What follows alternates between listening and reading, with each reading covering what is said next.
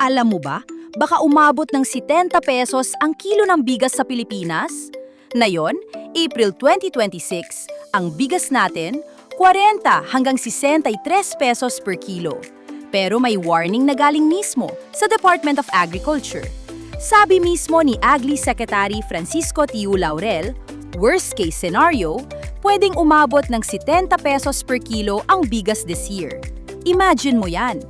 Kaya mo pa bang buhayin ang pamilya mo kung kanin at asin na lang ang kakainin? Pero bakit tumataas? Kasalanan daw ng patuloy na gulo sa Middle East.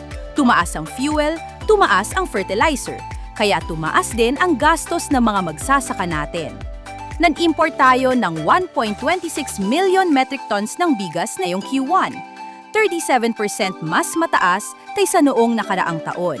Kaya inaprubahan na ni Pangulong Marcos ang 50 pesos per kilo price cap, pero sa imported rice lang.